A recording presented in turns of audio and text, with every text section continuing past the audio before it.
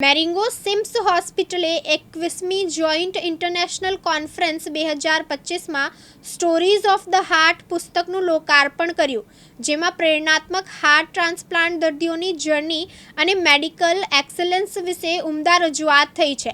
મેરિંગો seems hospital, Ahmedabad દ્વારા 21મી joint international conference યોજાઈ, જે દર વર્ષે મેરિંગો સિમ્સ હોસ્પિટલ દ્વારા યોજવામાં આવતી વાર્ષિક આંતરરાષ્ટ્રીય ઇવેન્ટ છે. આ વર્ષે ભારત અને વિશ્વભરમાંથી 3000થી વધુ ડોક્ટરોનો અવિશ્વસનીય સપોર્ટ જોવા મળ્યો. મેરિંગો seems hospital joint commission international માન્યતા અને પ્રમાણપત્ર હાંસલ કરેલ હોસ્પિટલ છે અને આરોગ્ય સંભાળની ગુણવત્તા અને દર્દીની સલામતીમાં વૈશ્વિક અગ્રણી તરીકે ઓળખાય છે. પોસિબલ છે એ અંગદાનના કારણે જ પોસિબલ છે. એ જો આપણે ના થયું હોય તો હાર્ટ ટ્રાન્સપ્લાન્ટ થઈ જ ના શકે. એટલે એના વિશે બી અમે એક આખી માહિતી આપી છે કે અંગદાન કોણ કરી શકે, કયા લોકો કરી શકે. ઇવન 2-3 સ્ટોરી બી લીધી છે કે જે 2 મિત્રો હતા સુરતમાં, તમને ખ્યાલ હોય તો બંને મિત્રોએ એક સાથે એક્સિડન્ટ થયો અને બંને જણના ફેમિલીએ અંગદાન કર્યું હતું સુરતમાં. એની બી સ્ટોરી લીધી છે. એટલે આ બી એક ઇમ્પોર્ટન્ટ વસ્તુ છે કે અંગદાન જ્યારે કર્યું ત્યારે ફેમિલીને શું લાગ્યું હતું, એ લોકોના રિલેટિવે એમાં આખી એની ફિલિંગ્સ પ્રસ્તુત કરી છે.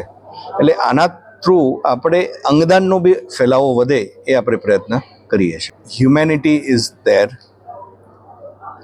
મેડિકલ સાયન્સ એક માણસને બીજા માણસ જોડે કેવી રીતે કનેક્ટ કરી શકે છે, આનાથી વધારે કોઈ મોટો એક્ઝામ્પલ નથી. એટલે લગભગ 2016 આપણે પહેલું હાર્ટ ટ્રાન્સપ્લાન્ટ કર્યું, એને લગભગ હવે 7થી 8 વર્ષ થઈ ગયા છે આપણે.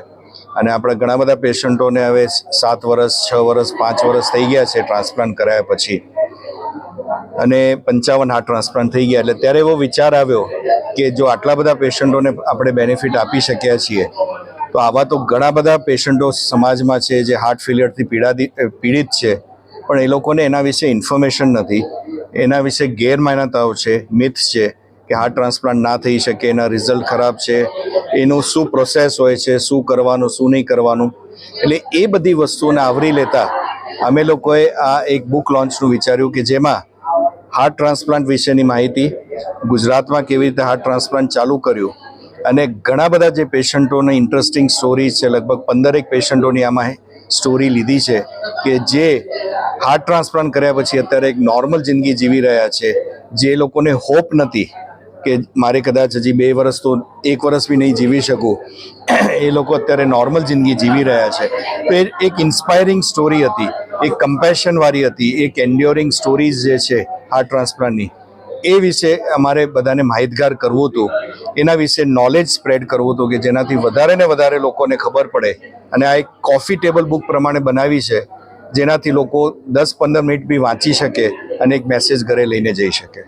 સો વેરી ઇમ્પોર્ટન્ટ થિંગ. અને અમે લોકોએ આ બધું જાણ્યું છે ને જોયું છે. એક બાજુ એક સ્વજનનું મૃત્યુ થાય છે અને ત્યારે એના પરિવારજનો જ્યારે હા પાડતા હોય ત્યારે એ એક આશા સાથે હા પાડતા હોય છે કે ચલો મારું સ્વજન ગયું પણ કોઈકને એક નવી જિંદગી આપી રહ્યું છે. અને એ લોકો ત્યારે, મને યાદ છે એક પેશન્ટે એવું કીધું, બહુ ગરીબ પેશન્ટ હતો, ફેમિલી હતું, કે અમે તો એટલા બધા ગરીબ છીએ કે કદાચ બીજા ટકનું ખાવાનું અમારી પાસે નથી, તો અમે એટલીસ્ટ અંગદાન તો કરી શકીએ છીએ કે જેનાથી અમારે 8 જણને 10 જણને એક જિંદગી આપી શકીએ. એટલે એ સ્વમાન સાથે ને એને સાથે એ લોકો એ અંગદાન કરતા હોય છે. જ્યારે બીજી બાજુ જેને અંગ મળે છે તેને તો પેશન્ટ અને પેશન્ટના ફેમિલીને ખુશીનો પાર નથી હોતો કે મારી બીમારી હવે દૂર થશે. પણ એટ ધ સેમ ટાઈમ મેં એ જોયું છે કે દરેક ફેમિલી મને દર વખતે પૂછે છે કે આ અંગદાન કોની પાસેથી મને મળ્યું છે કે જેનાથી અમે ત્યાં જઈને એનો આભાર માનીએ અને એક નવી જિંદગીમાં. આપ બધા જાણી રહ્યા છો કે આપણે 2016માં હાર્ટ ટ્રાન્સપ્લાન્ટ કર્યું અને એને લગભગ હવે 7થી 8 વર્ષ થઈ ગયા છે. અને એ 7થી 8 વર્ષમાં ઘણો બધો પ્રોગ્રેસ થયો છે. ઘણા બધા પેશન્ટોને બેનિફિટ થયું છે. અત્યાર સુધી 55 હાર્ટ ટ્રાન્સપ્લાન્ટ થઈ ગયા છે અને અત્યારે 7 વર્ષ પૂરા થઈ ગયા હોય. માનવ મહેતા, દિવ્યાંગ ન્યૂઝ, અમદાવાદ.